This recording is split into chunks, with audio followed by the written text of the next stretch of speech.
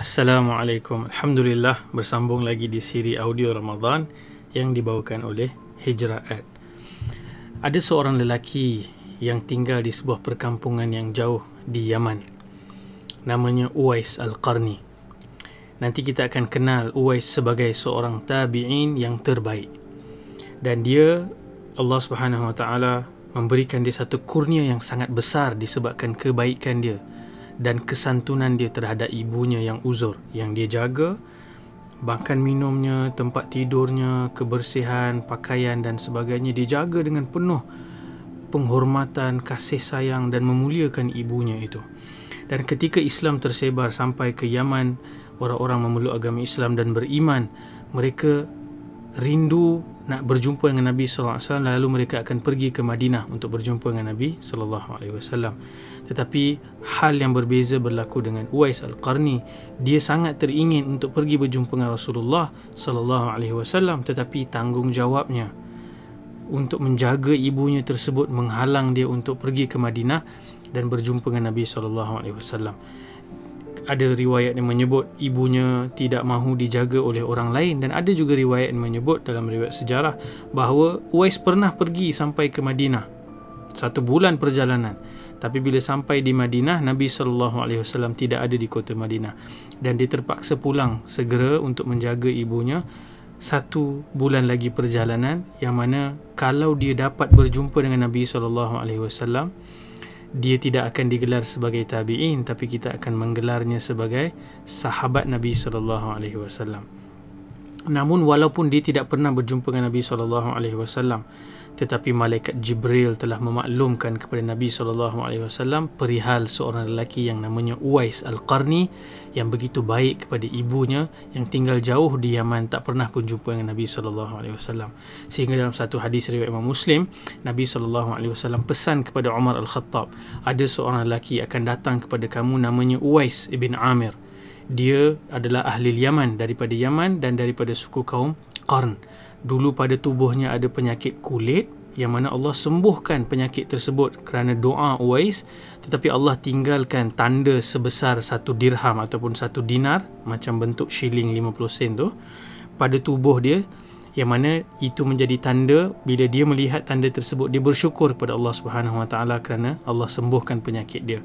Dan Nabi SAW sebut, lahu walidatun, dia ada seorang ibu, huwa biha barrun, dan dia menjaga ibu tu sangat baik. Barrun, dia sangat menyantuni, mengasihi, menghormati, memuliakan ibunya. Dan disebabkan kemuliaannya itu, walaupun dia tidak ada status yang besar, dia bukan orang ternama, dia hanya pengembala kambing yang tinggal sendirian di perkampungan menjaga ibunya, tapi namanya dikenal oleh penduduk langit. Dan Nabi pesan kepada siapa? Kepada Umar. Nabi kata, wahai Umar, kalau engkau dapat jumpa dengan Uwais ini, engkau mohonlah doa kepada dia agar dia mendoakan keampunan untuk engkau, kerana doa dia mustajab. Bayangkan siapa Umar. Umar ni sahabat yang dijanjikan syurga Allah Subhanahu Wa Taala. Dan Nabi kata, lau kana min ba'di nabiyyun, kalau ada nabi selepas aku, tentu Umar lah yang akan jadi nabi. Tapi tentunya tidak ada nabi lagi selepas Nabi Muhammad SAW. Lalu tahun demi tahun Umar Al-Khattab mencari di mana Uwais ni. Setiap kali ada rombongan haji yang datang dan mereka berkemah di kawasan Mekah, Umar Al-Khattab akan pergi cari di kawasan perkemahan orang-orang Yaman, tanya, ada tak Uwais Al-Qarni dalam kalangan kamu?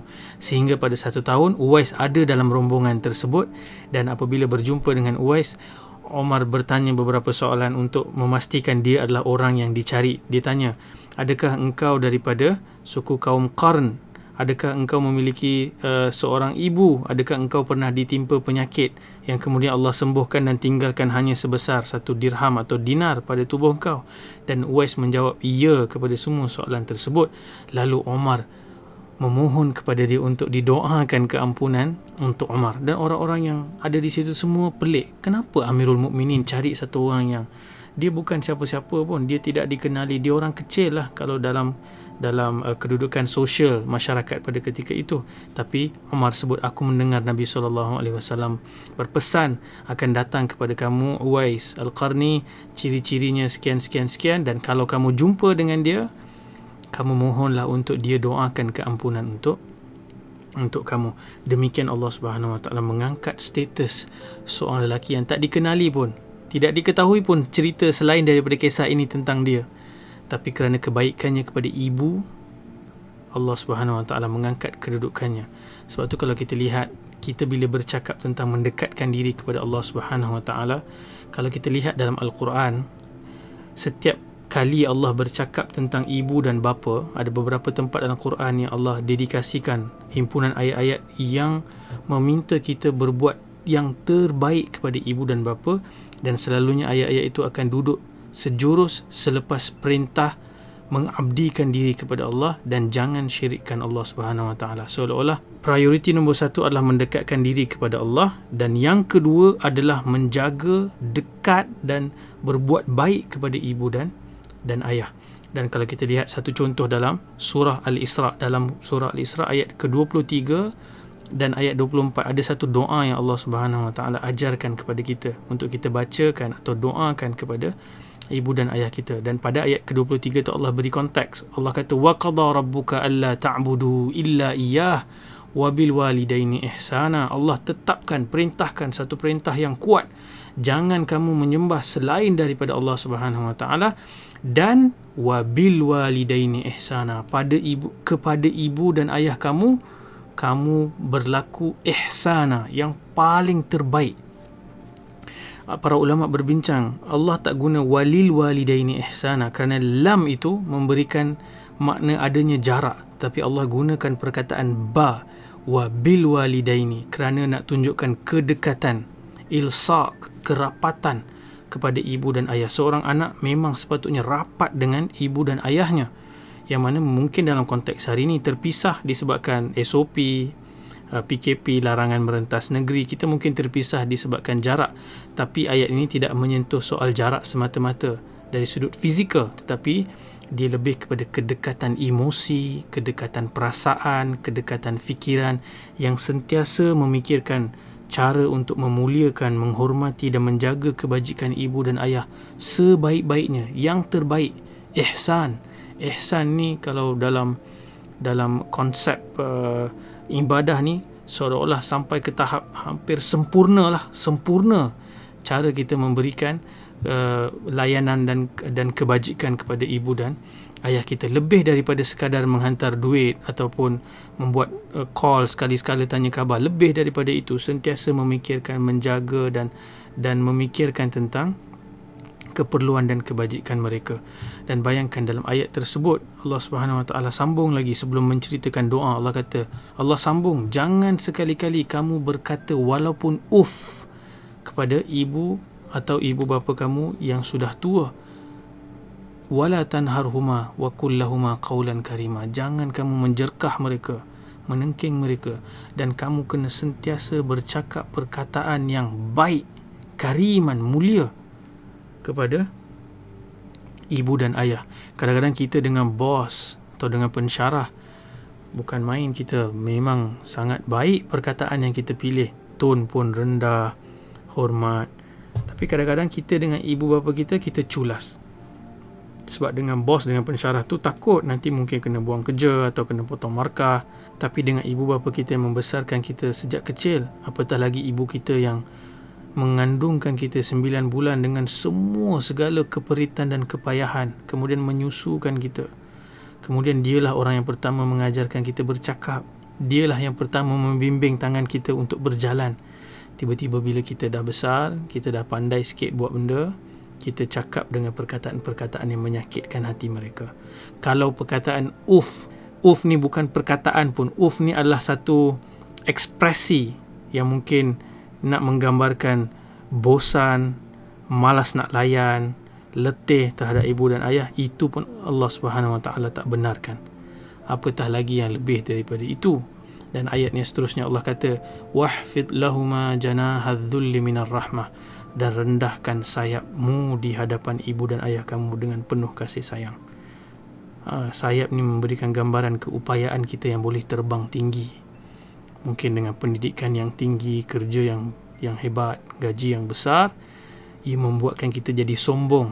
Bukan hanya sombong dengan manusia secara umum, tapi kita jadi sombong dan bongkak di depan ibu bapa kita sendiri, yang dahulunya berkorban segala macam untuk bagi kita belajar dan menjaga kebajikan kita. Kita tak tahu berapa banyak hari yang mereka pernah tahan lapar sebab mereka berikan keutamaan duit untuk belanja kita.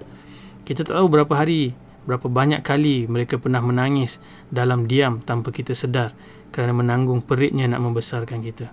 Allah kata, jangan sama sekali tinggikan sayap di hadapan ibu dan ayah kamu, rendahkan. Dan Allah kata, wakul. Ini adalah perintah para ulama, kata semua orang anak kena doa dengan doa ini. Rabbirhamhuma kama rabbayani saghira. Ya Allah, rahmati ibu dan ayah aku kerana mereka telah merahmati aku pada waktu aku kecil.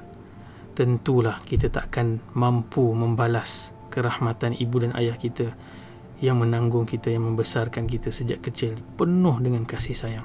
Dan Allah minta kita doa kepada mereka. Dan di sini ada satu hadis Nabi SAW yang menceritakan tentang seorang lelaki yang status kedudukannya di syurga diangkat semakin tinggi dan semakin tinggi. Lalu ditanya kepada Allah Subhanahu Wa Taala, daripada mana ini semua datang? Lalu Allah akan sebut kepada dia, ini adalah daripada istighfar dan doa anak engkau untuk engkau. Masya Allah. Bayangkan, kita perlu berbuat baik kepada ibu dan ayah kita di dunia, dan kita juga boleh terus berbuat baik walaupun mereka sudah pergi ke alam barzakh, sudah pergi ke alam akhirat. Doa kita dan istighfar kita untuk mereka terus memberikan manfaat dan mengangkat darjat mereka di syurga, insya-Allah. Dan ada satu hadis, Abdullah ibn Mas'ud radhiyallahu an pernah bertanya kepada Nabi SAW, wahai Rasulullah, apakah amal yang paling dicintai oleh Allah Subhanahu Wa Taala? Sebagaimana kita sebut tadi dalam Quran, setiap kali bercakap tentang ibu bapa, Allah akan tekankan tentang menjaga hubungan dengan Allah Subhanahu Wa Taala, jangan syirikkan, mengabdikan diri dan seterusnya, membuat baik kepada ibu dan bapa. Hadis ini juga berbunyi dengan urutan yang sama. Nabi kata apa? Apakah amal yang paling dicintai oleh Allah? Yang pertama, mendirikan solat pada waktunya, menjaga diri, kedekatan dengan Allah Subhanahu Wa Taala. Dan yang kedua, wa birrul walidain, dan berbuat baik kepada ibu dan ayah. Dan kalau kita ingat pada awal siri audio Ramadan ini, kita pernah cerita satu hadis, Nabi naik mimbar, Nabi sebut amin 3 kali. Dan salah satu yang kita sebut tu adalah orang yang masuk ke Ramadan tetapi dia tidak mendapat keampunan, dia akan dimasukkan ke neraka dan dijauhkan daripada Allah Subhanahu Wa Taala. Dan amin yang kedua itu adalah berkaitan dengan ibu dan ayah, di mana malaikat Jibril berdoa, siapa yang ada ibu dan ayah dia masih hidup atau salah seorang daripada mereka tetapi dia tidak berbuat baik kepada mereka, lalu dia dimasukkan ke neraka, Allah akan menjauhkan dia daripada rahmat Allah Subhanahu Wa Taala. Dan malaikat Jibril kata, kul amin, katakan amin, dan Nabi SAW pun sebut amin. Nah, apa yang kita faham daripada ayat-ayat Quran dan hadis dan kisah Uwais Al-Qarni yang kita ceritakan hari ini? Nak dekat dengan Allah Subhanahu Wa Taala, jalannya adalah dengan mendekatkan diri, berbuat baik kepada ibu dan ayah kita. Tiket kita ke syurga ada pada mereka.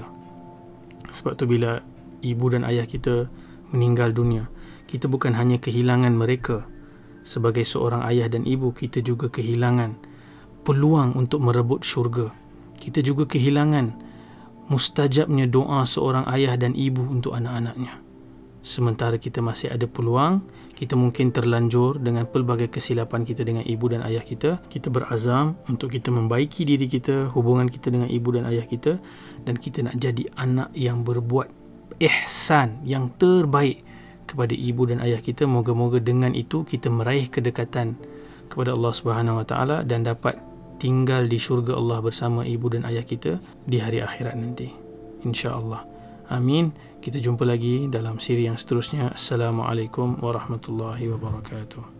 Jadi rakan-rakan, sahabat-sahabat semua, jangan lupa juga ikuti dan subscribe Telegram kita, Telegram Hijrah@, dan boleh cari link tu di www.hijrahat.com. Terima kasih banyak. Jumpa lagi. Assalamualaikum.